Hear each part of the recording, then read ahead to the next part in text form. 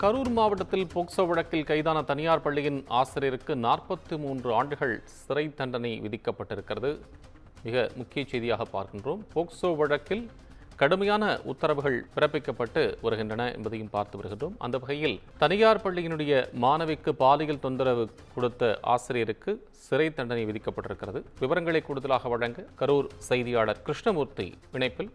கிருஷ்ணமூர்த்தி, இப்போ இந்த வழக்கு அது தற்போது இருக்கக்கூடிய இந்த சிறை தண்டனை விவரம் முழுமையா சொல்லுங்க. நிச்சயமாக கரூர் மாவட்டம் குளித்தலை உட்கோட்டம் லாலாப்பேட்டை காவல் நிலைய சரகம் பூஞ்சோலை புதூர் சார்ந்த பள்ளி மாணவி சேங்கல் பாப்பிரெட்டிப்பட்டியில் அமைந்துள்ள தனியார் பள்ளியில் 10ஆம் வகுப்பு பயின்ற போது அப்பள்ளியில் பணிபுரிந்த தமிழ் ஆசிரியர் நிலவொளி பார்வதிபுரம் முசிறி திருச்சி மாவட்டத்தை சார்ந்தவர் மற்றும் அப்பள்ளியில் தாளாளராக உள்ள யுவராஜ் காந்தி நகர் குஜிலியம்பாறை திண்டுக்கல் மாவட்டம் இவர்கள் இருவரும் பாலியல் ரீதியாக தொந்தரவு செய்ததாக லாலாப்பேட்டை காவல் நிலையத்தில் கடந்த 2022ஆம் ஆண்டு போஸ்கோ சட்டப்பிரிவின் கீழ் வழக்கு பதிவு செய்து விசாரணை மேற்கொண்டனர். குளித்தலை அனைத்து மகளிர் காவல் நிலையத்திற்கு மாற்றப்பட்டது இந்த வழக்கானது. தொடர்ந்து இவ்வழக்கின் குற்றவாளிகளான நிலவொளி யுவராஜ் ஆகியோர்களை கைது செய்து நீதிமன்ற காவலுக்கு அனுப்பப்பட்டு விசாரணை முடிந்து இவ்வழக்கில் இன்று தீர்ப்பு குற்றப்பத்திரிகையானது தாக்கல் செய்யப்பட்டது.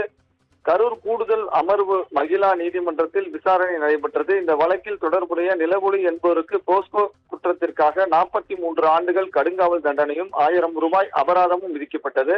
அதனைத் தொடர்ந்து யுவராஜ் என்பவருக்கு போஸ்கோ குற்றத்திற்காக 23 ஆண்டுகள் கடுங்காவல் தண்டனையும் 1000 ரூபாய் அபராதம் விதித்தும் பாதிக்கப்பட்ட சிறுமிக்கு 7 லட்சம் ரூபாய் நிவாரணம் அளிக்க நீதிபதி தங்கவேல் கரூர் மாவட்ட கூடுதல் அமர்வு நீதிமன்றம் மகிழா நீதிமன்ற நீதிபதி அவர்களால் தீர்ப்பளிக்கப்பட்டது.